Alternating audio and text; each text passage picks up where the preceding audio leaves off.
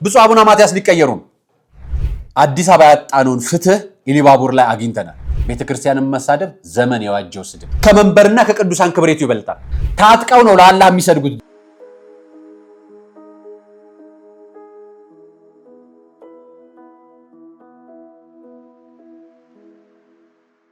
ሰላም ጤና ይስጥልኝ ውድ የቃለ ቀርን ሚዲያ ቤተሰቦቻችን እንደምን አላችሁ? በያላችሁበት ሰዓት አቆጣጠር እንዳላችሁበት ሁኔታ ሰላማችሁ ብዝት ይበል ማለት ፈልጋለሁ። ታላቅ ታናሾቼ እንደየእድሜያችሁ እንደየክብራችሁ መጠን ሁላችሁንም ከሀገር ውስጥም ከሀገር ውጭም ያላችሁ ወንድሞቼና እህቶቼ ሁላችሁንም ሰላም እላለሁ። ታሞ ያሉ በሆስፒታል በጸበል ስፍራ በእስር ቤት በጦርነት ስፍራ በችግርና በመከራ በስቃይ ውስጥ የሚገኙ ወገኖቻችን እግዚአብሔር ያስብልን፣ ክፉን ያርቅልን፣ መንፈስ ቅዱስን ያቅርብልን። ጠላቶቻችን እግዚአብሔር ምህረቱን ያወርድላቸው። መልካም ልቦችን ደግሞ ልባቸውን ጨምሮ ጨማምሮ መልካም ነገር እንዲያደርጉ ያበርታቸው። እኛንም ሀገራችንን ዳሯን እሳት መሃሏን ገነት ያድርግልን፣ ከክፉ ነገር ይጠብቀን። ክፉ ዜና የምንሰማበት ዘመን አልፎ መልካም ሰናይ ነገር የምንሰማበት ነገር ያብቃል።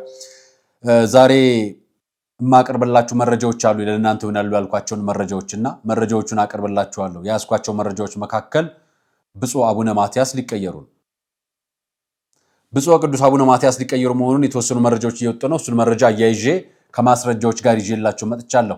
በኢትዮጵያ ኦርቶዶክስ ተዋሕዶ ቤተክርስቲያን የፖለቲካ ቁማር የገባበት የፓትርያርክ ሽግግርና ቅይር ስርዓት ከመቼ እስከ መቼ ከየት እስከ የት እንደሆነ ከጅምሩ እስከ ፍጻሜው አሁን እስካለበት ሁኔታ ድረስ አሳያችኋል።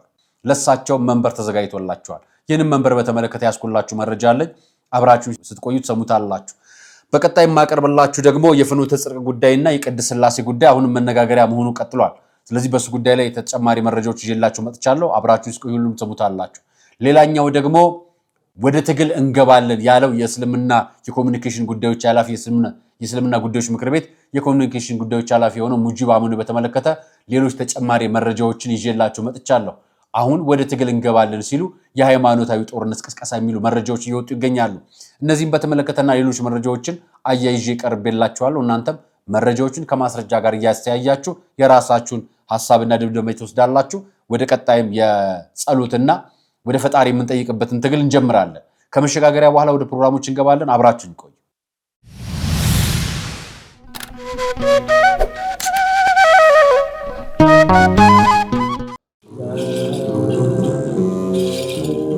እንኳን አደረሳችሁ።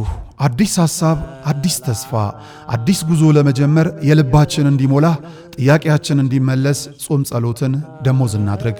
አሮጌውን ዓመት በሙታንሳ ማር ቅዱስ ሚካኤል አንድነት ገዳም እናቶች ምርቃት አጠናቀናል።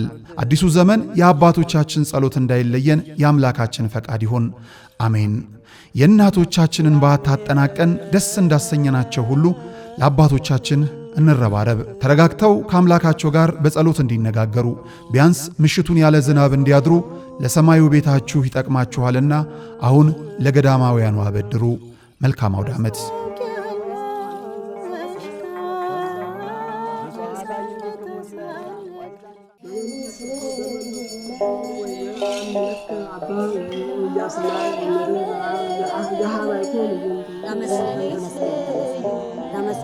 ለዘመን መታወቂያ የሆነው ዘንድ ፀሐይና ጨረቃ ከዋክብትንም ፈጠረ። የቤተ ክርስቲያኒቱን ቀኖናዊ ሥርዓት ያጠኑ ሊቃውንት ደግሞ አዲስ ዓመት መስከረም 1 ቀን መሆኑን አስመልክተው በአራቱ ወንጌላውያን ዘመኑን ይከፋፍሉታል። ምክንያቱም በዘመነ ዮሐንስ ተጸንሶ በዘመነ ማቴዎስ ተወልዷል፣ በዘመነ ማርቆስ ተጠምቋል፣ በዘመነ ሉቃስ ተሰቅሎ ዓለምን ከፍዳና ከመርገም ነፃ አውጥቷል። ጌታችን መድኃኒታችን ኢየሱስ ክርስቶስ የተቆጠረ ጊዜያችንን አራዝሞልን የኢትዮጵያ ኦርቶዶክስ ተዋሕዶ ቤተ ክርስቲያን ሊቃውንት ደግሞ ቀመሩን ሰርተው ለሀገር ባበረከቱት የዘመን አቆጣጠር ለምናከብረው አዲስ ዓመት እንኳን አደረሳችሁ። በ1487 ዓመተ ምህረት በአጼ ናዖድ ዘመነ መንግሥት የተተከለችው የአንጎልላህ ጽራርያም ሰሚነሽ ኪዳነ ምሕረት ለታሰረ ቋጠሮ መፍትሄ የሚገኝባት፣ መናፍስትን ተዋግተን የምንጠመቅባት፣ ንስሐ ገብተን ሥጋ ወደሙን የምንቀበልባት ታላቅ የበረከት ስፍራ ናትና ከደጇ ለመርገጥ ያብቃችሁ። የገዳሟን መረጃ ለመጠየቅና መባ ስጦታችሁን ለመላክ ከታች ያሉ ስልክ ቁጥሮችን አሊያም የባንክ አካውንቶችን ይጠቀሙ። ዘመን ለፍስሐ ዕድሜን ለንስሐ ያድላችሁ። እናቴ ቢልሽ አምላክሽ ልጅሽ ነው።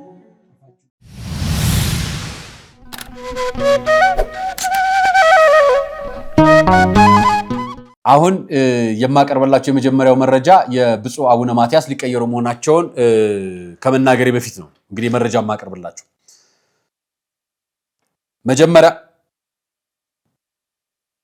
አዲስ አበባ ያጣነውን ፍትህ ኢሊባቡር ላይ አግኝተናል። አዲስ አበባ የተገፋችው እመቤታችን ቅድስተ ቅዱሳን ድንግል ማርያም ኢሊባቡር ላይ ነግሳለች። አዲስ አበባ የተረገጠችውና የተቀደደችው እመቤታችን ቅድስት ድንግል ማርያም ኢሊባቡር ላይ ለምን ተብሎ ተጮኋል። ዛሬ ፍርድ ሰምተናል። ውሳኔውን ከማስረጃ ጋር አቀርብላችኋለሁ። ይህ የምታዩት ወንድማችን ነው። ይህ ወንድማችን ራሱን በፌስቡክ ገጹ ዲያቆን ተስፋ ሚካኤል በሚል ስምና ተስፉ ጂኤስ በሚል የፌስቡክ ገጽ በሁለት አካውንት ይጠቀማል። አንዱ የራሱ ከሆነ አንዱ ፌክ አካውንት እንደማለት ነው። አንድ ሰው የራሱ አካውንት ነው ሊኖረው የሚችለው። ብዙ ጊዜ የኢትዮጵያ ኦርቶዶክስ ተዋሕዶ ቅድስቷን ስዕላትን ምስላቸው አድርገው በእምነታቸው ሌላ ሆነው ቤተክርስቲያንን በመወረፍ በመሳደብ በሌላ ነገር ተጠምደው በኮመንትና በሌላ ነገር የምታገኟቸው እንደነዚህ አይነት መሳይ ሰዎች ናቸው። ይህ ወንድማችን ትላንትና ፍርድ ቤት ቀርቦ ነበር። ያደረገው ነገር የመጀመሪያው ተግባር ነው። የእመቤታችን ቅድስት ስዕል እንዲህ አድርጎ ለጠፈው። በእመቤታችን ቅድስተ ቅዱሳን ድንግል ማርያም ቅድስት ስዕል ላይ ሙቱ ዮሐንሲ በቆና 12 ኢረቲ ዱበርቲን ቢፍቱ ኡፍቲ ጃማላ ሲለጠፉ ወቅሶ ነው የሚለጥፈው። የለጠፈባቸው ምክንያቶች የእመቤታችን ቅድስተ ቅዱሳን ድንግል ማርያም ላይ ኤክስ ምልክት ያደረገውን ይህን የምታዩት ነው። ሁለተኛው ምልክት ደግሞ ይሄኛው ነው። የቅድስት ክርስቶስ ሰምራ ምስል ላይ የውሻ ስዕል አድርጎበት በላዩ ላይም አቡነ አቡቼ የሚል ገልጾበት ምስል ገልጾ ነው የለጠፈው። ሶስተኛው በቪዲዮ የእመቤታችን ምስል በመጣል ቅድስት ስዕሏን በመጣል ቪዲዮ የተያዘበት የአቡነ ተክለ ሃይማኖትን ቅዱስ ስዕል ደግሞ የአቡነ አባልቲ ተክሌ የሚሉ ቃላትን በመጠቀም በመለጠፍ ሌላኛው የኦርቶዶክስ ካልታደሰች ዕጣ ፈንታዋ ሙዚየም መሆን ነው በሚል ሟርት ሌላኛው ደግሞ 44ቱን አምላክ በሚል አመልካለሁ እያለች ከሆነ እናንተ ራሳችሁን ክርስቲያን ትላላችሁ በሚለው ኦርቶዶክሶችን በመዛለፍና በመስደብ ታቦተ ጽዮንን ደግሞ ልንገራችሁ ጨክኝ እምንፈራት የምናከብራት ክርስቶስ ለቅዱስ ለሙሴ የሰጠው ታቦተ ጽዮንን አሁንስ የተጠቀመው ቃል ይህንን ቃል አይደለም። የመጸዳጃ ቤት ፎጣ ሲል ነበር የተጠቀመው። ይሄን ብሎ ማህበራዊ ትስስር ገጹ ላይ በሁለቱ ገጾች እየለጠፈ ቤተክርስቲያን በመሳደብ በመዝለፍ ነውር በመናገር ራሱን ያቆየ ልጅ ነው። እዚህ አዲስ አበባ ውስጥ ቅድስተ ቅዱሳን ድንግል ማርያምን ስዕል ቀዳለች ተብሎ ሄዶ እናትየው ላናገረው ልጅ እስሩ ፈጣን ነበር። ልጅቷ እስካሁን ፍርድ አልተፈረደባት፣ ግን በእስር ቤት ትገኛለች።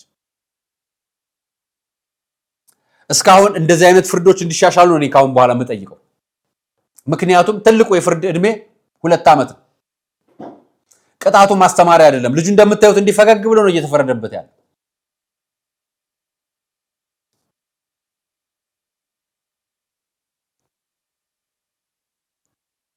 ዘመን የዋጀው ስድብ ነው አሁን እየተሳደባችሁ ያላችሁት። ቤተክርስቲያንን መሳደብ ዘመን የዋጀው ስድብ ነው። ቤተክርስቲያንን መዝለፍ ዘመን የዋጀው ነው። አባቶችን መስደብ፣ በግል በማንነታቸው መስደብ ዘመን የዋጀው ስድብ ነው። ኦርቶዶክሳውያንን መስደብ ዘመን የዋጀው ስድብ ነው። ምክንያቱም ኦርቶዶክሳዊ መሳደብ አያስከስም፣ ኦርቶዶክሳውያን መናገር አያሰድብም። የኦርቶዶክሳዊ አምልኮ ስርዓትን ማናናቅ፣ መዛለፍ፣ መስደብ አያሰድብም። ከራሳቸው እምነት ውጭ ሌላው እምነት የጣዖት አምልኮ እንደሆነ ሁላችሁም ታምናላችሁ። ስለዚህ የኦርቶዶክስ ብቻ ሳይሆን ከራሳቸው እምነት ውጭ ላሉት ለሌሎችም ለዋቄፈናም በሉ ለጴንጤም በሉ ለካቶሊክም በሉ ለሙስሊምም በሉ ብትሉ ኖሮ መኖር አንችልም። እርስ በርስ ዋቄፈና ለሌላ ኦርቶዶክሱ ወይ ደግሞ ፕሮቴስታንት ለሌላ ኦርቶዶክሱ ወይ ሙስሊም ለሌላ ኦርቶዶክሱ ወይ ሌላ እምነት ለሌላ ኦርቶዶክሱ የባዕድ አምልኮ። ሙስሊሙም ከራሱ ውጪ ሌላው በሙሉ ባዕድ አምልኮ። ፕሮቴስታንቱም ከራሱ ውጪ ሌላው የባዕድ አምልኮ ነው። ይሄ ማለት በሃይማኖት ተቋም ውስጥ የራሱን እምነት የሚያምን ሰው መከበር አለበት። አሁን ይሄ መቻቻል የሚባለው ነገር የመበቃ ይመስለኛል፣ ያለቀለት ይመስለኛል። መከባበር ወደሚለው ስርዓት እንገባለን። መከባበር ከሌለ አብሮ መኗኗር የለም። ይሄን ስንነግራችሁ በጣም እያዘንኩ ነው የምነግራችሁ። ምን እንደሚፈጠር እየነገርናችሁ ወደ ምን እንደሚፈጠርባችሁ የእናንተን ጭንቅላት እንደሚዘውራችሁ እየነገርናችሁ እናንተ ራሳችሁ በጭንቅላታችሁ ስለማትጠቀሙ እዛ ውስጥ እየገባችሁ መጀመሪያ በክልል ጦርነት አነሱ፣ ከዛ በኋላ በብሔር አነሱ፣ ከዛ በኋላ እርስ በርስ አጋደሉ፣ ከዛ በኋላ በሃይማኖት መጡበት፣ ከዛ ነው የሃይማኖቱ ስለማይቆም ኢትዮጵያ ያልተረጋጋች ሀገር የፈረሰች ሀገር እንድትሆን እየሰሩብን ነው። ለዚህ ደግሞ ተጠቃሚ እየሆኑ ያሉት የገዛ ልጆቻችን ናቸው አልኳቸው። አሁንም እየሆነ ያለ ነው እንደዛ። ስለዚህ ለኛ የሚያስፈልገን ከጥይት በላይ ጸሎት ነው። ለኛ የሚያስፈልገን ከጥይትና ከወታደራዊ ስልጠና በላይ ሱባኤ ነው። ከኛ በአደባባይ ከምንጮህና ከምንናገረው በላይ አባቶቻችን በሱባኤ እናቶቻችን በእንባችሁ አባቶቻችን ተንበረከካችሁ ጸሎት የምታደርጉበት ሰዓት ላይ እንገኛለን። አሁን ያለነው እዚህ ላይ ነው። ታዲያ ለዚህ ማን ይምራል? ይሄ ልጅ ተፈረደበት። አዲስ አበባ ያጣነውን ፍርድ የአቡነ ተክለ ሃይማኖትን ቅዱስ ስዕል የቀደደው ያ ግለሰብ በነፃ በተለቀቀባት አዲስ አበባ ላይ ኢሊባቦር ላይ በማህበራዊ ሚዲያ ላይ እንደዛ የዘበተው ልጅ ተፈረደበት። ኢትዮጵያ ውስጥ ለኢሊባቦርና ለአዲስ አበባ ህጉ የተለያየ ነው። ለቤተ መንግስቱ የቀረበና ለድንበር የቀረበው ፍርዱ የተለያየ ነው እንደሚሆነው። በኢትዮጵያ እኮ አንድ ህግ ነው ያለን፣ አንድ የምንመራበት። ያም ህግ የኢትዮጵያ የወንጀለኞች መቅጫ ህግ ነው። በወንጀል ጉዳይ ላይ የሚሰራ የምንመራበት የፌዴራል ህገ መንግስት ነው። እስካልተቀየሩ ድረስ እነዚህ ነገሮች በእነዚህ ነው የምንመራው። አዲስ አበባም ተቀመጥን፣ አዳማም ተቀመጥን፣ ኢሊባቦርም ተቀመጥን፣ ትግራይም ተቀመጥን፣ አሶሳም ቤኒሻንጉልም ተቀመጥን፣ የምንመራው በኢትዮጵያ ህገ መንግስት ባጸደቀቻቸው ህጎች ብቻ ነው። ለኢሊባቦር የሰራው ህግ አዲስ አበባ ላይ ለምንድን ነው ያልሰራው? ሄዶ በራን ኳኩቶ የጠየቀውን ግለሰብ ግን 10 ምናምን ቀን ታስሮ ተፈታ አይደለም ባሮክ ወንድማችን። እና ለዚህ ጉዳይ አባቶቻችን አቤት አትሉ። ለምን አቤት እንደማትሉ ደግሞ ላሳያችሁ። ብፁዕ አቡነ ማትያስ ሊቀየሩ ነው። ሟርት እንዳይመስላችሁ የተግባር ስራችሁን ነው የምናሳየው።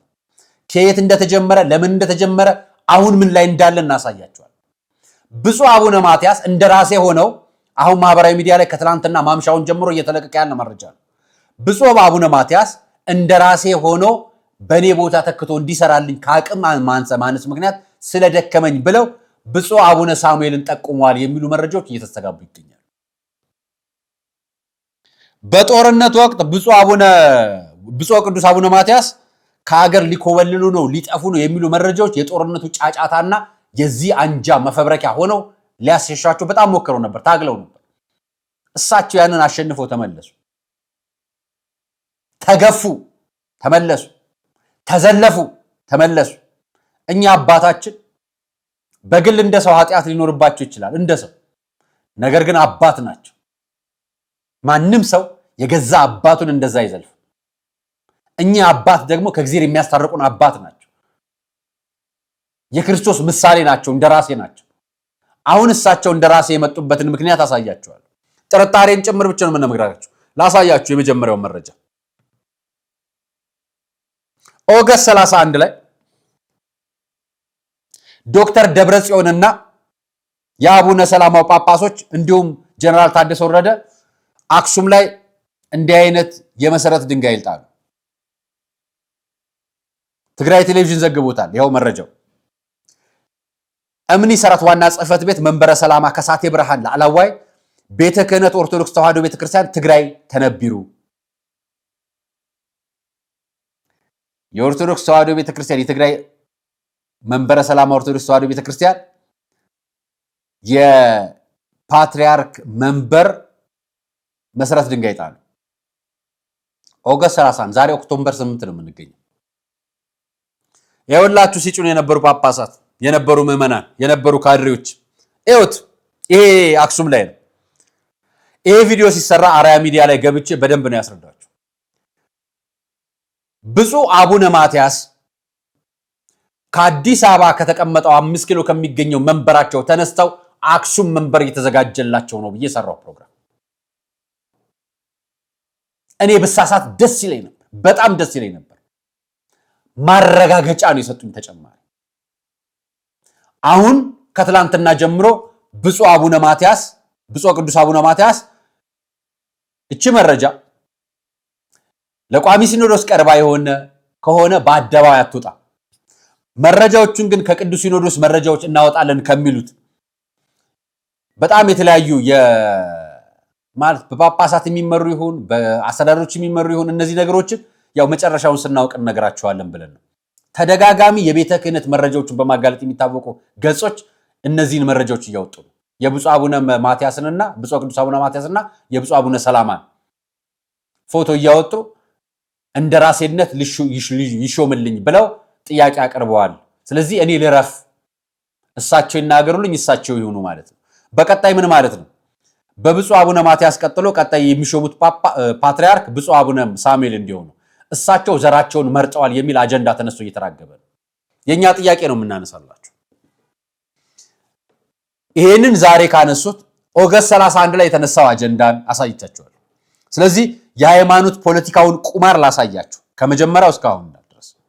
በመጀመሪያ ደረጃ በመላው ኢትዮጵያውያን ዘንድ ህዝብ ለህዝብ ጥላቻ ተነዛ። ህዝብ ለህዝብ አማራ ከኦሮሞ፣ ኦሮሞ ከትግሬ፣ ትግሬ ከአማራ፣ አማራ ከአፋር፣ አፋር ከሶማሌ፣ ሶማሌ ከሲዳማ በብዙ መንገድ ይሄ እያንዳንዱ ሚዲያ ተወጥቶታል።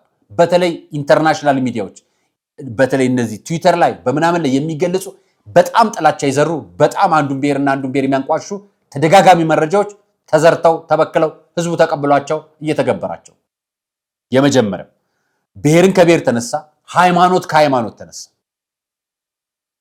ኦርቶዶክስ ከፕሮቴስታንት፣ ፕሮቴስታንት ከኦርቶዶክስ፣ ኦርቶዶክስ ከሙስሊም፣ ሙስሊሙ ከፕሮቴስታንት፣ ሙስሊሙ ከኦርቶዶክስ፣ ኦርቶዶክሱ ከሙስሊም ተነስ።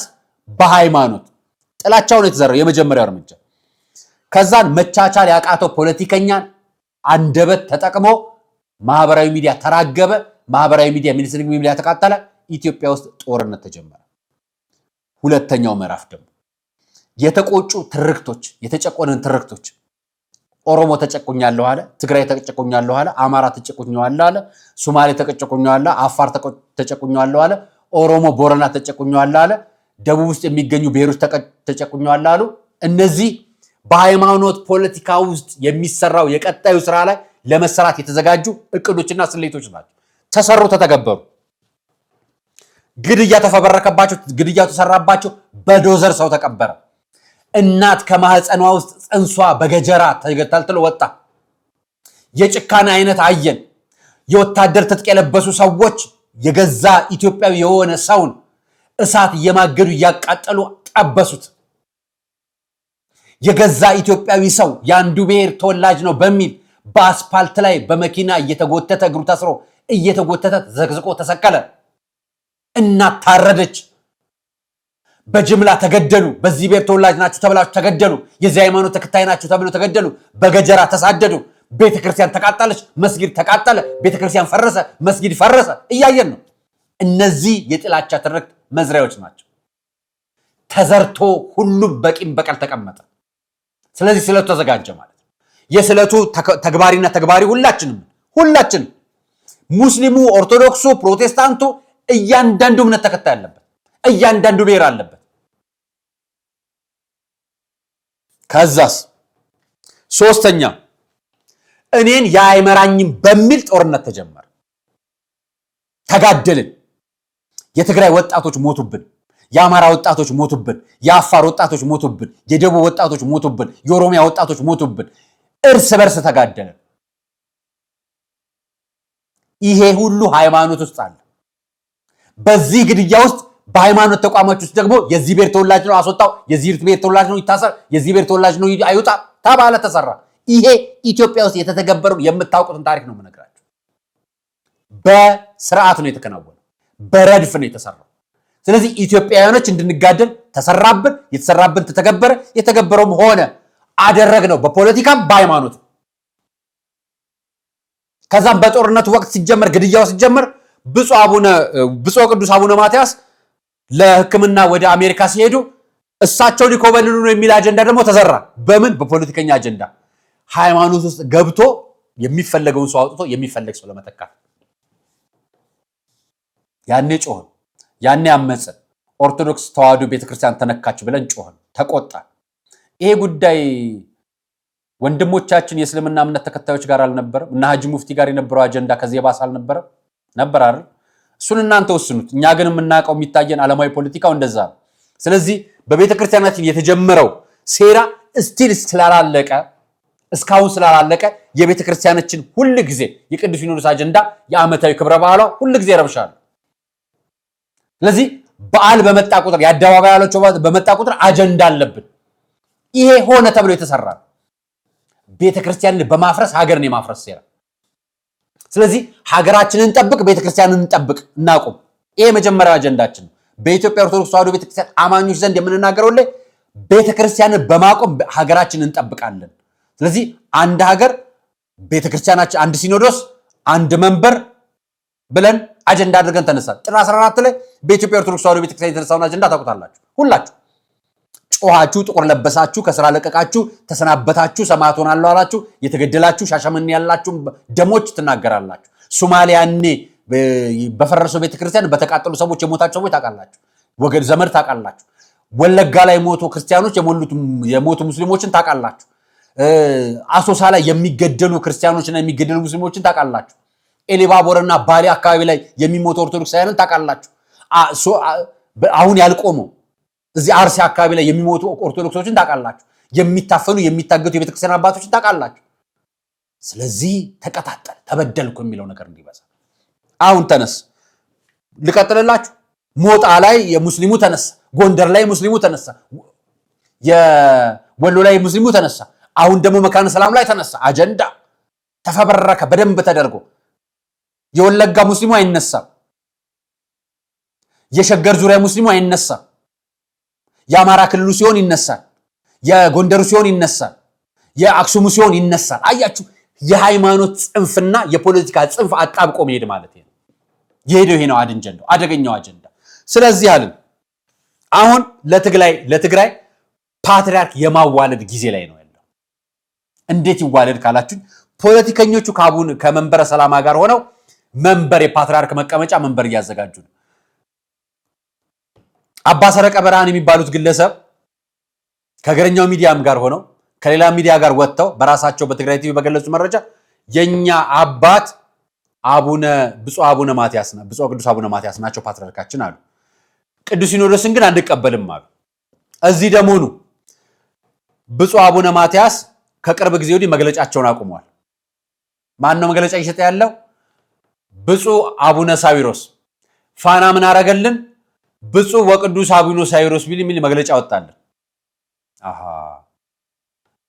ፋና እያዘጋጀ ነው ፓትሪያርክ እንዳትሉኝ፣ ከዛ በኋላ አልቀጠለው። ስለዚህ ማይንድሴት ዝግጅት የተዘጋጀ ነው ካላችሁኝ፣ አዎ እየተዘጋጀ ነው። አሁን ትላንትና ማምሻውን ጀምሮ የቤተ ክርስቲያን የቤተ ክህነት መረጃዎችን የሚያወጡ ሚዲያዎች ደግሞ እየወጡ ምን አረጉ? ብፁዕ ቅዱስ አቡነ ማትያስ እንደራሴ እንዲቀመጥልን ብለው ጥያቄ አቅርበዋል። ያቀረቡትም ጥያቄ እንደራሴ እንዲቀመጥ የጠየቁት ብፁዕ አቡነ ሳሙኤልን ነው። ዘራቸውን መዘው ጠየቁ የሚል አጀንዳዎች ተነሱ። አንድ ነገር እንንገራችሁ፣ ያልነደደ አይጨስም፣ ያልጨሰ ደግሞ አይሸትም። ስለዚህ መረጃዎቻችን የቤተ ክህነት መረጃ የምታወጡ እዛው ቤተ ክርስቲያን አቅራቢያ ያሉት ሰዎች አደገኛ ናቸው፣ አደገኛ። ስለዚህ እናንተን ነው የምንፈራችሁ። ብፁዕ አቡነ ማትያስን የመግፋት ሴራው እናንተ ጋር ነው ያለው።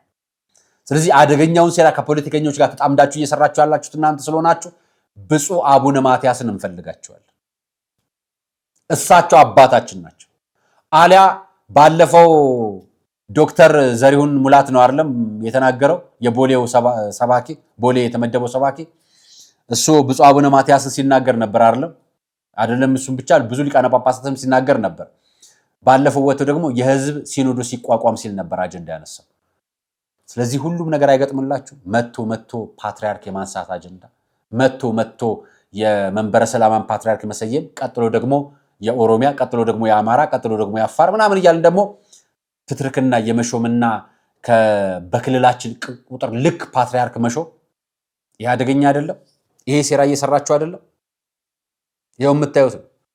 እኛ በጣም ጨንቆን ስንጮህ የነበረው ስለዚህ መስቀል፣ በጣም ስንጮህ የነበረው የመስቀል።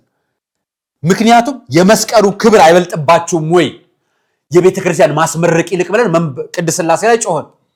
የጮህነው የሚረገጥ መስቀል ላይ ቆመን ክርስቶስ ላይ የተሰቀለበት መስቀል ላይ የፈሰሰው ደሙንና የቆረሰውን ስጋ አንቀምስም። እባካችሁ አባቶቻችን ይህንን በምንጣፍ ስር የተደበቀውን የሚረገጥ መስቀል አንሱልን ብለን ጮህን። ከክርስቶስ ክብር የሚበልጥ ነገር ስለሌለ ክርስቶስ የነካውም ጨርቅ የረገጠውን መሬት የሚከበር ስለሆነ እሱም ብለን ጮህን። ነገር ግን መግለጫ ያወጣችሁት ለምን ነበር? እዛ ቅድስት ሥላሴ ላይ 500 ሺህ ብር ለመቃብር ተጠየቀ የሚል መረጃ ወጣ ብላችሁ ጋዜጠኛ እና ዲያቆን የሆነ ወንድም ነው፣ ያው የቤተክርስቲያን ልጅ ነው፣ ቴዲ ካሳ ላይ መረጃዎች ወጣው፣ ጋዜጣዊ መግለጫ ወጣ። እኔ ጋዜጣዊ መግለጫው በላይ የከነከነኝ ለመስቀሉ መረገጥ መግለጫ ጠይቀናችሁ ይሄን ነገር ገንዘብ እናሰባሰብ ከምንጣፍ ስር ነው ባካችሁ ብለን ስንጮ መልስ ያሰጣናችሁ ትክክለኛ መረጃ ይሁን አይሁን ገና አጣርታችሁ ለምታውቁት ነገር ብለን ጠየቅናችሁ። ዛሬ ግን አንድ መረጃ እንንገራችሁ። ቴዲ ካሳ ያወጣው መረጃ ትክክል አይደለም ስትል አንድ አርቲስት ወጣ በአደባባይ ተናግራለች። ስሟት። ከቅድስት ሥላሴና ከአርቲስት ፍሬህይወት የቀብር ስርዓት ጋር በተገናኘ ብዙ ውዝግብ ስትሰሙ ከርማቸዋል። ይህ ነገር እውነት እንዳልሆነና ቤተሰቦቹም ይሄን ጉዳይ እንደማያውቁት ከቤተክርስቲያኗ ተጠየቀ የተባለውን ገንዘብ ቤተሰቧ እንዳላወቁት፣ አርቲስት ጓደኞቿ እንዳላወቁት አዲስ እንደሆነ ተናግረዋል። ያው ሙሉን ቪዲዮ ያዩታል፣ በደንብ ማብራሪያ የተሰጠበትን ማለት ነው። ቅድስት ሥላሴ ቤተክርስቲያን ምንም አይነት የገንዘብ ጥያቄ አላነሱብንም። ሙሉ ፈቃደኝነት ነው የፈቀዱት። ከዛ ግን ቀብር ስነ ስርዓቱ እዛ ሳይሆን ቀጨኔ እንዲሆን የተደረገበት በእለቱ የእሬቻ በዓል ስለነበረ እሬቻ በዓል ዋዜማ ነው። ወደዛ አካባቢ 4 ኪሎና 6 ኪሎ ማለፍ ደህንነት አንጻር ጥሩ አልነበረምና ያንን በማስመልከት የተወሰነ ሰው ነው መቅበር የሚችለው ሲባል ብዙ ሰዎች ነው ወዳጆቿ እንደምታውቀው ነው ፍርዬና ገንዘብ ተጠየቀ የተባለው ነገር አታውቁም? የለም እኛ ቤተሰቧም እነዚህ ኮሚቴዎች ናቸው፣ የቀብር አስፈጻሚ ኮሚቴዎች ናቸው። ቴዲ ካሳ ደግሞ ቀብር አስፈጻሚ ኮሚቴ ውስጥ የለበትም። እሱ የጠየቀው ያችን ቤተክርስቲያን የማሳደስ ጉዳይ ላይ ከቤተክርስቲያኑ አመራሮች ጀምሮ እስከ ታችኛው መዋቅር ድረስ በደንብ ይግባባል። የቤተክርስቲያን መዋቅር ውስጥ የነበረ ልጅ ነው። 10 ዓመት በድቁና ያገለገለ ጋዜጠኛ ነው። እሱ የጠየቀበት አግባብ ኮሚቴ ነኝ ብሎ አልጠየቀም። አሁን ደግሞ በእነዚህ በኩል እኛ ያልተጠየቅንም ማለት አልተጠየቁም። እነሱ የጠየቁበት አግባብ በዓል ስለሆነ ሌላ ነገር ስላለ አይመችም፣ ብዙ ሰው መምጣት አይችልም፣ ትቸገራላችሁ ብለዋቸው ወደ ቀጨኔ ወደ ነበረችበት አካባቢ እንድትቀበር አድርጓል። አማካይ ስፍራ በሚል በቅድስት ሥላሴ ስለሆነ ስለዚህ የልጁ ሐሳብ እና የነዚህ ሐሳብ የተለያየ መሆኑን እንረዳለን፣ እናውቃለን። ሰዎች ያው እንትና ውሸታም ነው እንትና ትክክል ነው ማለት ስለሚፈልጉና ስለሚፈርዱ ሐሳቡን ይዙታል። እሱ ከስራ አስኪያጅ ጨምሮ ከቤተክርስቲያን ስራ አስኪያጅ ጨምሮ መዋቅሩን የቤተክርስቲያን 85 ሚሊዮን ብር የመሰብሰብ ገቢ ማሰባሰብ ስራ ሲሰራ የነበረ ቤተክርስቲያናም ሰርቲፊኬት የሰጣቸው ዲያቆንም ጋዜጠኛ የሚሆነ ልጅ ነውና መዋቅሩን በሚያውቀው መንገድ እሱ በግሉ ነው የጠየቀው። እነዚህ ደግሞ በኮሚቴነት በጠየቁት መሰረት አትችሉም ምክንያቱም ይሄ ችግር አለ እንጂ ብለው ሐሳብ አነሱላቸው እንጂ ስለ ገንዘብ ጉዳይ እንዳላነሱ መረጃ ተነገረ። የቤተክርስቲያን አባቶቻችን ስለምንድን ነው የምትጨነቁት? ስለ መንበር ወይስ ስለ መስቀል የምትጨነቁ? ስለምንድን ነው? ከመንበርና ከቅዱሳን ክብሬቱ ይበልጣል። አባቶቻችን ስለምንድን ነው የምትጨነቁት? የመንበር ክብር ይበልጣል ወይንስ የቅዱሳን ስዕላት ክብር ይበልጣል? የመንበር ክብር ይበልጣል ወይንስ የሰማዕታት ክብር ይበልጣል? የመንበር ክብር ይበልጣል ወይስ የጌታችን መድኃኒታችን ኢየሱስ ክርስቶስ መስቀል መረገጥ ይበልጣል? የመንበር ክብር ይበልጣል ወይስ ምኑ ይበልጥባችኋል እናንተ? ዛሬ መንበረ ሰላማ ብፁዕ አቡነ ማትያስን አምጡልኝ ልውሰደው ሴራ ስሩልኝ ብሎ የሚሰራላቸውና የሚገናኛቸው አባቶች እንዳሉ እናውቃለን፣ መረጃው አለን። ታዲያ ምንድነው የተፈለገው? አባቶቻችን እዛ ትግራይ ያሉ ምዕመናን በጦርነት ወቅት የያዙት ቂም ሐሰት ነው እንዴ? አይደለም። አማራ ክልል የተሰማቸው ህዝቦች የሚሰማቸው ቂም ሐሰት ነው እንዴ? አይደለም። ኦሮሚያ ክልል የሚሰማቸው ስሜትና ቂም ሐሰት ነው እንዴ? አይደለም። ምክንያቱም በተተረከላቸው ትርክት መሰረት ነው። ትርክቱን ማፍረስ የእናንተ ኃላፊነትም ጭምር ነው። ብፁዓን አባቶቻችን ስንት ምዕመናን ካዱ በዚች አጭር ዓመታት ውስጥ? ስንት ምዕመናን ኮበለሉ በዚች አጭር ዓመታት ውስጥ? ስንት ቤተክርስቲያን ፈረሰ በዚች አጭር ዓመታት ውስጥ? ስንት የእግዚአብሔር ክብር የሚገለጽበት ቤተ መቅደስን ወራሪዎች ወረሩት፣ አቃጠሉት፣ አፈረሱት፣ አወደሙት። ስንት አባቶች ተገደሉ፣ ስንት ካህናት ተገደሉ፣ ስንት ምዕመናን ታረዱ። የሚቆጫችሁ የለም አይደል? እናንተ መንበር ነው የሚቆጫችሁ። መንበር ማለት ንዋይ ማለት ነው። መንበር ማለት ገንዘብ ማለት ነው። መንበር ማለት ቤት ማለት ነው። መንበር ማለት ቪላ ቤት ማለት ነው። የዘመዶች ገንዘብ ማለት ነው። ይህ አይንገበግባችሁ። ይህ ሳንገበግባችሁ ይህን ግለሰብ አስገባችሁት አይደል? ፍኖተ ጽድቅ የሚባለውን ግለሰብ ልታስገቡት ነው አይደል?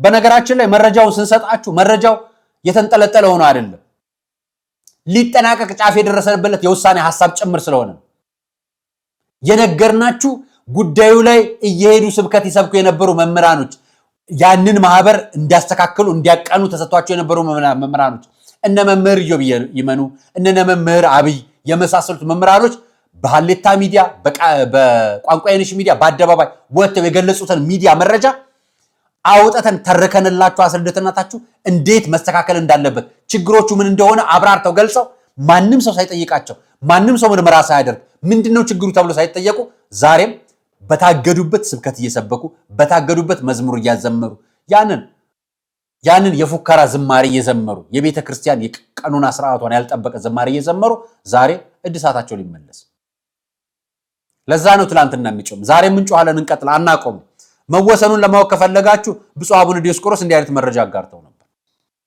ስሟቸው 14 ብፁዕ አቡነ ገብርኤል የምዕራብ ሸዋ ሀገረ ስብከት ጳጳስ ብፁዕ አቡነ ፊልጶስ የደቡብ ኦሞና አሪ ዞኖች አህጉረ ስብከት ሊቀ ጳጳስ ብፁዕ አቡነ በርናባስ የደቡብ ካሊፎርኒያ ሀገረ ስብከት ሊቀ ጳጳስ በሚዲያ ያስተላለፏቸው ትምህርቶች ስህተትና ነቀፋ ያለባቸው መሆናቸውን አምነው ቅዱስ ሲኖዶስንና መላውን ህዝበ ክርስቲያን ይቅርታ በመጠየቅ ሊቃውንት ጉባኤ ከቅዱሳት መጻሕፍት በማጣቀስ ያቀረበውን አስተምህሮ የተማሩት የሚያምኑትና የሚያስተምሩት መሆኑን በመግለጻቸው ቅዱስ ሲኖዶስ የሶስቱን አባቶች ቅርታ ተቀብሎ ይሄ የፍኖተ ጽድቅ የመጀመሪያው ስህተትን አልፈን ተሻግረ ነው በስቅለት ቀን የብፁዕ አቡነ ገብርኤልን ስህተት በአደባባይ ቅዱስ ሲኖዶስ ተሰብስቦበት ውሳኔ የሰጠበት የመጨረሻው መረጃ ከዛ በኋላ ነው እንግዲህ ታግዷል የተባለ ብፁዕ አቡነ ገብርኤል የተሳሳቱትን ስህተት በአደባባይ ያስተምሮ ስህተት የዶግማ ስህተት ያስተምሮ ስህተት ጮህን ተናግረን ማህበራዊ ሚዲያ ስለጮህ ቅዱስ ሲኖዶስ ወሰነ አሁን በጀርባ ደግሞ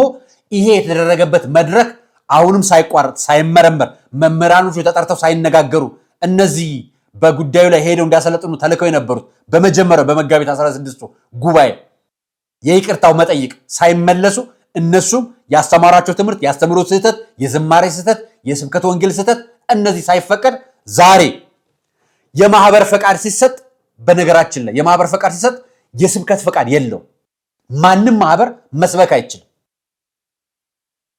ከሀገረ ስብከት ነው ሰባኪ እንዲላክለት መጠየቅ የሚችል እስካሁን ድረስ ከሀገረ ስብከት ሰባኪ ያልተጠየቀ ቅዱስ ሲኖዶስ የወሰናቸውና የላካቸው መምህራን ወንጌሎች ሄደው አስተምረው በእነሱ ውሳኔ ሳይስተካከልና ሳይረቅ ሳይሻሻል እስቲል አሁንም ሳይመረመር በቃ የተቀጣው እስከዛሬ ድረስ ይበቃል በሚል ሚዲያ ላይ እንዲወጣ ሊያደርጉት ሌላ 4000 ሰራተኞች አሉት አሁን በዛ አዳራሽ ውስጥ የሚሰብካቸውና በግዴታ ገንዘብ እየተከፈላቸው ሃይማኖት እንዲቀይሩ የሚገደዱ ምዕመናን ስለዚህ አሁንም 4000 ምዕመናን ሊሸጡ ነው ቅዱስ ሲኖዶስ ውስጥ ይሄን ውሳኔ የሚወስኑ አካላት አያችሁ በስንት ቦታ ጦርነት እንዳለብን በዚህ በኩል ፓትሪያርክ የመስረቅ መንበር የማከፋፈል በብሔር በጎጥ በመናምን የሚል ፓትሪያርክ በብሔር የብሔር እግዚአብሔር መፍጠር ይሄ ስራ እየተሰራ ነው ቤተክርስቲያናችን አደጋ ውስጥ ነች ብለን የምንነግራችሁ ለዚህም ደግሞ ሰሞኑን የምትሰሙት የመካነ ሰላም አጀንዳ አለ አይደል ይሁት መካነ ሰላም ላይ አንድ ያዋጅ ጥሪ ተላለፈ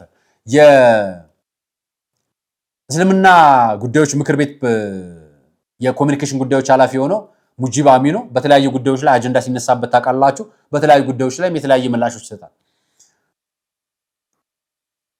ብዙ ሰምታችሁ ከሆነ ሆነ ተብሎ ፋብሪኬትድ የሚደረጉ ሆነ ተብሎ የሆኑ የሃይማኖት ጥላቻ የሚዘሩ በነገራችን ላይ ከፖለቲካው ከምናምኑ ጋር ምንም አጀንዳ የለንም እኛ ዋናው አጀንዳችን የፈለገው ነገር ቢፈጠር ከቤተክርስቲያናችን ጋር አታገናኙትም ፋኖ ፈጠረው ሸኔ ፈጠረው ወያኔ ፈጠረው ማንም ፈጠረው ታጣቂ ፈጠረው የቤተክርስቲያናችን አጀንዳ አይደለም ስለዚህ ከቤተክርስቲያናችን አጀንዳ አውጡልን ነው የኛ ጥያቄ እነዚህ ሰዎች የጀመሩት ነገር አለ ራስን ከጥቃት መከላከል ህገ መንግስታዊ መብት ነው ስለዚህ ምን እየተደረገ ነው ማለት አንድ የሃይማኖት ተቋም የህዝብ ግንኙነት ኃላፊ ራስን ከጥቃት መከላከል የህገ መንግስታዊ መብት ነው ብሎ እየሰበከና ማህበራዊ ሚዲያ ላይ እየለጠፈ ከሆነ እያጠቃ ብለህ ጮህ እንደማለት ነው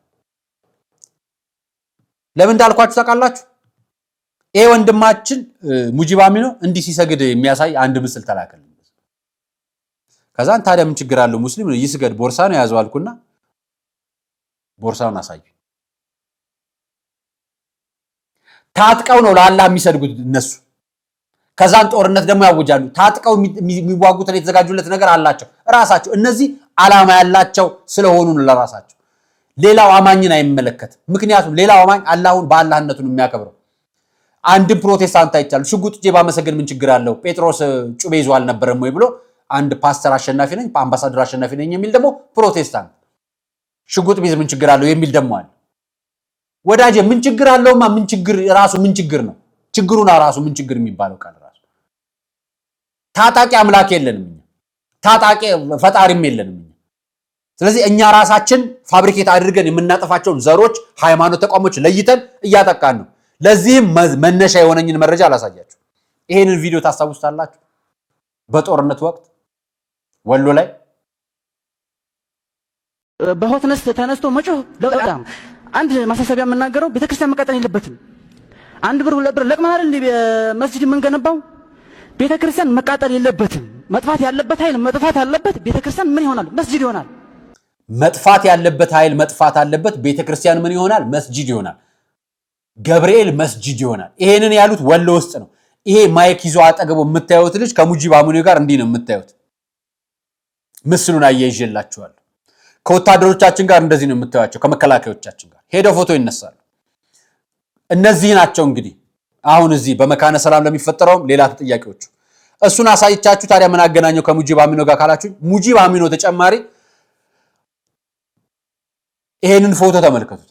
ከማ ጋር ነው? ምናልባት ቀይ መስመር የሌለውን ፎቶ ስላላገኘሁት ነው። ከማ ጋር ነው ያያችሁት? ከጠቅላይ ሚኒስትሩ አማካሪ ከሆነው ከአህመዲን ጀበል ጋር ነው የምታዩት። አህመዲን ጀበል ታዲያ ጋር ምን አገናኘው? ሙጂብ አሚኖ የሚናገረው ራስን መከላከል ነው ካላችሁ፣ ራስን መከላከል የሚለውን አጀንዳ በ2021 በ2013 ዓ.ም አህመዲን ጀበል እንዲህ ሲያስለጥን ነበር። ሚዲያን መቆጣጠር ሀገርን መቆጣጠር ነው በሚልስ የተሰጠ ስራ ነው። ይሄ ለአህመዲን ጀበል ተብሎ የተጻፈ ለተብሎ የተጻፈ ሆነ ተብሎ ነው የሚልም በኋላ ተሰምቷል። ሚዲያና ቅኝት የበላይነትን መቆጣጠር ሀገርን መቆጣጠር፣ ስለዚህ ሚዲያን መቆጣጠር አለን። ቢሆነች ነገር ስትነሳ አብረን ብለን መጮህ አለብን የሚትል ፋብሪኬት የተደረገች ፕሮፓጋንዳ የተሰራች በሃይማኖት ተቋም ስር የተሸፈነች የፖለቲካ ሴራ ነች። እነዚህ አጋርና ተቀናቃኝ አቋማትን ለይተው ያስቀመጡበት በጣም ብዙ መረጃዎች ናቸው። በዓለማችን ያሉ ሀያላን ሀገራት የተለያዩ ሚዲያዎችን በግልጽ የሚሆን በህቡ እጃቸውን አስረዝመው በማስገባት ሀገርን ሲቆጣጠሩ ይታያል። ይህም ሚዲያዎች በሀገር ግንባታ ወይም በማፍረስ ምን ያህል ተጽዕኖ እንዳላቸው በግልጽ የሚያሳይ ነው። ስለሆነም መንግስታት ምንም በውጭ ላይ ሲታዩ ለሚዲያዎች ነፃነት የሰጡ ቢመስልም በውስጥ ግን በእነሱ ቁጥጥር ስር በማድረግ የፈለጉትን ሐሳብ ህዝቡ ላይ ሲያጸርፉ ይታያል። ይህንን ማድረግ የሚችሉ ለሚዲያዎች ገቢ ምንጫቸው በመዝጋት ወደ እነሱ ፊታቸው እንዲያዞሩ በማድረግ ነው መስራት ያለብን ይላል። ለነዚህም ህዝብ እነሱ በፈለጉት መንገድ ፕሮፓጋንዳ ይነዛሉ። እነሱ በፈለጉት ሐሳብ ህዝብ ላይ ይጭናሉ። የመንግስትን እጅ ይጠመዛሉ። ስለዚህ እኛ ይሄን ማዞር አለብን ብሎ ሚዲያዎችን ለይቶ በእነዚህ በምታያቸው ሰንጠረዦች በሙሉ በጣም ብዙዎችን ለይቶ አስቀምጧል። ከነዚህ መካከል ከሜንስትሪም ሚዲያዎች መካከል ኦርቶዶክሳዊ እና አማራዊ ጭምብል ያላቸው ብሎ የለያቸው መካከል አማራ ቲቪ፣ ኢሳት ቲቪ፣ አስራት ቲቪ፣ ዋልታ ቲቪ፣ አሃዱ ቲቪ፣ የኢትዮጵያ ልጆች ቻናል፣ ኢትዮ 360 ቻናል፣ መረጃ ቲቪ፣ ሚኒሊክ ቲቪ እና ኢኦቲሲ እና ማህበረ ቅዱሳን ቲቪ ናቸው። ከሬዲዮ ደግሞ አሃዱ ሬዲዮ እና ዲደብሊው አማሪክ ናቸው። እነዚህ ዋናዎቹ ናቸው። ኦርቶዶክሳዊ ናቸው። እንደገና አማራነታዊነት ይታይባቸዋልና እነዚህን ከነሱ አውጥተን ወደኛ መተካት አለብን የሚል ናቸው። ለነዚህ ደግሞ ከተቀመጡት መካከል ምናልባት ውጭ የሚሆኑ መንግስትም የፈረጃቸው አሉ። ዘመድኩን በቀለ እንግዲህ መንግስት የፈረጀበት ነው። አሸባሪ ብሎ ፈርጆበታል። ራሱን አሸበርቲ እያለ ይጠራልና እየቀለደ ማለት ነው። ሌላኛው ደግሞ ሁለተኛ ያደረገው ዲያቆን ዳንኤል ክብረት የሥራ አጋሩ ማለት ነው። አማራ ኦርቶዶክስና ኢትዮጵያ ጭምብል የለበሱ እነዚህ እኛን የሚያጠቁ ናቸው ብሎ ለጥቃት የተዘጋጁ ናቸው። ዲያቆን አባይነ ካሴ የሚባል ወንድም አለ። ዲያቆን መረታብ ታደሰ፣ ሀብታሙ አያሌው፣ ኤርሚያስ ለገሰ፣ ስዩም ተሾመ ቀድሞ ከኔ ጋር ይሰራ የነበረው ናትናኤል መኮንን ምናላቸው ስማቸው መሳይ መኮንን አለ። ከጋዜጣ ደግሞ የኢትዮጵያ ፕሬስ ኤጀንሲ ገልጾታል። የነዚህ ኃይል አስተላለፍ ኢሳት ባላገሩ የናትናኤል መኮንንና ስዩም ተሾመ ከመንግስት ጋር ፌዴራሊዝም ቤዝድ ኦን ጂኦግራፊ የሚጠቀሙ ናቸው ብሏቸዋል። ሌሎችን ደግሞ የመንግስትን ስርዓት መቆጣጠር ታክሎበት በእድሜው ላይ ጠንካራ እንዲሆን አድርጎታል ብሎ የሚያስባቸው ኦቢኤን፣ ፕራይም ሚዲያ እና ዮናታን የሚባለው ልጅ ነው። በመጨረሻም የመንግስት ልሳኔ የሚሆኑ ሚዲያዎች ሲሆን እነዚህ አካላት በቡ በመሆን መንግስት ንብረት የተጠጉ ናቸው። እነዚህም ፋና ቴሌቪዥን፣ ኢቲቪ ምናምን ብሎ ለይቷቸዋል። እነዚህ የስልጣን ማኑዋሎች ናቸው። ከነዚህ የስልጣን ማኑዋሎች ጀርባ ኦዲዮ ድምጽ አለ። የሚከተሉ ግቦችን ለማሳካት ይተገበራል። አንደኛ አስተሳሰቡን ማይንድ ሴቱን መለወጥ ነው። ያ ማይንድ ሴት ውስጥ ካለ ድረስ ከኛ ከምንፈልገው ተቃራኒ የሆነ ነገር እያመረተ መላኩ ስለማይቀር ያንን ለመቆጣጠር የግድ ይሄ ነገር መቀየር ስላለበት ነውና ይሄን ግምት ውስጥ ማስመክተት ነው። ሁለተኛ ተነሳሽነትን ሞቲቬሽን ለንገራችሁ 15 አይነት መቆጣጠሪያ ስልቶችን አስቀምጠው በስልጠና ማኑዋል ለልጆች በኦንላይን የሚሰጡት ስልጠና ነው። ይሄ 2013 ላይ የተለያዩ የእስልምና እምነት ተከታይ የሆኑ ማህበራዊ ሚዲያ ላይ አክቲቪስት የሆኑ ልጆችን ወሰብስቦ ስልጠና እየተሰጠ አሁን ማህበራዊ ሚዲያ ላይ አጀንዳ ማድረጊያ ነው። በዚህም የሌላው ተቀናቃኝ ሃይማኖት ተብሎ የሚታሰበው ኦርቶዶክስ ተዋሕዶ ቤተክርስቲያን ነች። ኦርቶዶክስ ተዋሕዶ ቤተክርስቲያን ብቻ ሳይሆን አማራንም ጨምሮ ከዚህ ሃይማኖት ተቋም ጋር ተለጥፋ ተይዛለች። ብሔሩን ከሃይማኖት ጋር ተለጥፎ ማለት ነውና ይቺ አጀንዳ የኢትዮጵያ ኦርቶዶክስ ተዋሕዶ ቤተክርስቲያንን የመምቻ ሴራ ነች። አንደኛ የአብነት ተማሪዎች የሚፈልቁበት ስፍራ፣ ዕውቀትና ጥበብ የሚሰፍርበት ስፍራ፣ የቤተክርስቲያን ስረ መሰረት ናቸው ተብሎ የሚታሰብበት ስፍራ ስለሆነ ኢትዮጵያን ለማፍረስ ጣሊያኖች እንደሚሉት ኦርቶዶክስና አማራን ማጥፋት ነው በሚሉ ሴራ ተቀንጭቦ ኮፒ ተደርጎ የተወሰደ እነ አህመድ ድንጀበል የሚያሰለጥኑ ስልጠና ነበር። አንደኛ አስተሳሰብን ማስለወጥ፣ ስለዚህ ሁላችንም እኩል ነን እነሱ መብታቸው ነው የሚል ሐሳብ እንዲኖር ማስደረግ የመጀመሪያ። ሁለተኛው ተነሳሽነትን ማሳጣት፣ ለቤተክርስቲያን የሚቆም ትውልድን ማጥፋት ማለት ነው ለኛ የሚሆነው ትርጉም። ሌላኛው ተስፋ ማስቆረጥ፣ ብንለፋም ብንጮም የሚሰማን የለም ብሎ ተስፋ እንድንቆርጥ ማድረግ። ሌላኛው የማመዛዘን አቅም ማምሰጣት፣ እዚህም ጋር ችግር ተፈጠረ እዛም ጋር ችግር ተፈጠረ የቱን ችግር እንየው ብሎ አንዱን በአንዱ ጉዳይ ላይ አመዛዝኖ ማየ ችግርን ማብዛት ማለት ነው። ሌላኛው በራስ መተማመን ማሳጣት። ስለዚህ እንደዚህ ባረክ እንንተና ያጠቁኛል፣ እንዲህ ባረክ ይሄ ህግ ያጠቃኝ፣ እንዲህ ባረክ እንዲታሰራሉ ተብሎ በራስ መተማመናችን በፍራቻው ቆፈን ውስጥ እንድንቀመጥ ማድረግ፣ ይሄ ዋናው ሴራ ነው። የፈጠራ ችሎታን ማሰናከል፣ ይሄን ብሰራ ይሄኛው ይሳካል፣ ስለዚህ እነዚህ ነገሮች እንደዚህ ፈጥራቸው በዚህ በኩል ሌሎች ማበረታት ይችላሉ የሚሉ የፈጠራ ስራዎችን ከአመራሮቻችን ላይ ማጥፋት፣ ይሄ የነሱ ሴራ ነው። መልካም ልማድን ማስቀረት፣ በጎ ስራዎች የሚባሉ ሌላው እምነት ተቋማት የሚደረጉ በጎ ልምዶችን ማስቀረት ማጥፋት ዋናው ስራቸውና እቅዳቸው ነው። ሌላኛው ብልህነታቸውን ማሳጣት ማለት ነው። በዚህ በኩል እንዲብልጭበውን በዚህኛው በኩል እንዲባደርጉ ያንን ሳልጎዳ ይሄን ሳልጎዳ መልካም የሃይማኖትን ስርዓት አስቀጥላለሁ ቢባልም መልካምነታቸው እንዳይታይ ይሄ አስተካክሎ የሚሄድና አርሞ የሚሄድን ነገር ማሳጣት ነው። ይሄ እነሱ እየሰሩት ነው። አመለካከት መቀየር ማለት አሁን በኢትዮጵያ ኦርቶዶክስ ተዋሕዶ ቤተክርስቲያን ማጥቃት መደበኛ የፖለቲካ እንቅስቃሴ ሆኗል። ስለዚህ አንድ አዲስ ፓስተር ከተነሳ ጀማሪ ፓስተር ራሱን ከፍ አድርጎ የሚታይለትና እንደታየ የሚቆጠርለት ኦርቶዶክስን መስደብ። አንድ ፖለቲከኛ ሲነሳ ኦርቶዶክስ ሀገራችንን ጨቆነች፣ ኢትዮጵያን ጨቆነች የሚል አጀንዳ ማንሳት። ስለዚህ ይሄንን ትርክትና ልምድ መፍጠር ነው። ትርክቱ ተፈጥሯል፣ እየተሰራበት ነው። አሁን ያለንበት ነው። የይቻላል መንፈስን አደርጋለሁ የሚል መንፈስን መስለብ ይሉታል። እነዚህ 15 የምታዩቸው ዝርዝሮች በሙሉ እነሱ እያከናወኗቸው ነው። አሁን የምታዩት መካነ ሰላም፣ ትላንትና ያያችሁት ሞጣ፣ ከትላንት ወዲያ ያያችሁት ጎንደር፣ ከትላንትና ወዲያ ያያችሁት ጅማ ላይ ወሎ ላይ፣ ሌላ ጊዜ የምታዩት ሸዋሮቢት ላይ እንዲህ የምታያቸው ነገሮች የሚነሱት የኦርቶዶክስ ተዋሕዶ ቤተክርስቲያንን ከሌላ የሃይማኖት ተቋም ጋር ነጥሎ በማምታታት ብሔሩን ከሃይማኖት ጋር ደባልቆ በቤተክርስቲያን ስም ዘርንና ሃይማኖትን የማጥፋት ሴራ ነው። ለዚህ ዋናው ሴራው ተግባሩን ፍጻሜውም ሀገርን ማፍረስ። ይሄ አደገኛ ነው ብለን ተናግረናል። ዛሬም ይሄንን ነው የምነግራችሁ። ብፁዓን አባቶቻችን እነዚህ ሴራዎች እየተሰሩ እንደሆነ እያወቃችሁ ዛሬ እናንተም ፓትሪያርክ ለማስቀየር ትጥራላችሁ፣ ዝም ትላላችሁ። ዛሬ እናንተም አትቆጡም፣ ዝም ትላላችሁ። ዛሬ እናንተ እግዚአብሔር ልጆች አላችሁም፣ ዝም ብላችኋል። የአባቶች አንደበት መስለም ማለት ምን ማለት እንደሆነ ላሳያችሁ። ብፁዕ ማናቸው? ብፁዕ አልኳቸው፣ ይቅርታ። አባ ሕፃን ባለፈው ሎዛ ሚዲያ ላይ ወጥተው በአደባባይ ተናግረው ነበር። ምንድን ነው ያሉት? እመቤታችን እንደዛ ስለዋ ሲቀደድ እንደው ለኛ የሚሰራ ሌላው አይሰራም፣ እንደው እኛን ልጅ የሚያስርልስ ሌላውን ሳያስርም ብለው እንደው አንገቴ ትታረድ ብለው ወጥተው ነበር። መስለም ማለት ምን ማለት እንደሆነ ታውቃላችሁ? ይሄን ወኔያቸውን በነጋታው ወጥተው የእመቤታችን ስዕል ይዞ መስቀል አደባባይ መውጣት ክብሯን አይመጥንም ብሎ ነውር መናገር። ይሄ ነው መስለም ማለት። ይሄ ነው በአደባባይ የወጣችሁትን የገዛ አንደበታችሁን የምትሰልቡት አባቶቻችን። ስለዚህ እነሱ ይሄን አቀደ ከ2013 ጀምሮ እየሰሩት ነው። ይሄው በእቅዳቸው በስልጠና ማንዋላቸው ከነማስረጃቸው ገለጽኩላችሁ፣ አሳየዋችሁ። ከዛን እኛ የትግራይ ፓትሪያርክ ልሾም ነው ብፁዕ አቡነ ማትያስን ወስደን ሌላ እንዲቀቡ ልሾማቸው ነው። እዚህ አቡነ ሳሙኤል የሚባሉ ብፁዕ አባታችንን እሳቸው እንደራሴ ሆናል ጠይቋል ተብሎ ይቀጥላል። ከዛ ደግሞ ኦሮሚያን ቀጥላል፣ ከዛ ደግሞ ሲዳማን ቀጥላል፣ ከዛ ደግሞ አፋርን ቀጥላል፣ ከዛ አማራን ቀጥላል እያልን ክንፍ ከፋፈልና አለቀ በቃ። የኦርቶዶክስ ነገር እንዲህ ነው በቃ መጨረሻችን የሚሆነው። የገዳም አባቶቻችን ለእናንተ ቀጣጥሪ እናስተላልፋለን። ቅዱስ ሲኖዶሳችን ራሱን ሊያፈርስ ራሱን ሊውጥብን ስለሆነ እባካችሁ አባቶቻችን እናቶቻችን በጸሎታቸው አግዙ፣ እግዚአብሔርን ጠይቁልን። እኛ በእግዚአብሔር ፍቅር በዓለም ፍርሃት ቆፈን ተከበናል። ስለዚህ ይህን ስቃይ ያሻግሩን። እግዚአብሔር ነው የሚያሻግረን፣ ማንም አይደለም።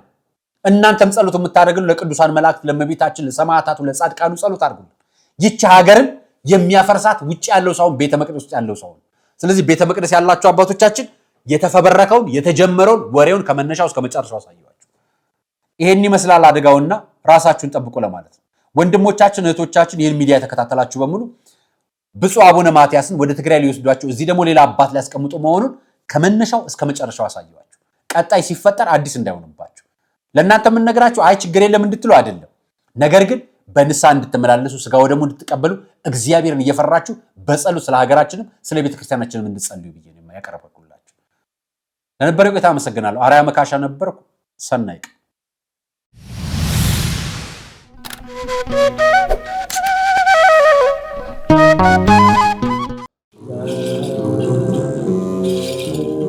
እንኳን አደረሳችሁ። አዲስ ሐሳብ፣ አዲስ ተስፋ፣ አዲስ ጉዞ ለመጀመር የልባችን እንዲሞላ ጥያቄያችን እንዲመለስ ጾም ጸሎትን ደሞዝ እናድርግ። አሮጌውን ዓመት በሙታንሳ ማር ቅዱስ ሚካኤል አንድነት ገዳም እናቶች ምርቃት አጠናቀናል። አዲሱ ዘመን የአባቶቻችን ጸሎት እንዳይለየን የአምላካችን ፈቃድ ይሁን፣ አሜን። የእናቶቻችንን በዓት አጠናቀን ደስ እንዳሰኘናቸው ሁሉ ለአባቶቻችን እንረባረብ። ተረጋግተው ከአምላካቸው ጋር በጸሎት እንዲነጋገሩ ቢያንስ ምሽቱን ያለ ዝናብ እንዲያድሩ ለሰማዩ ቤታችሁ ይጠቅማችኋልና አሁን ለገዳማውያኑ አበድሩ። መልካም አውደ ዓመት።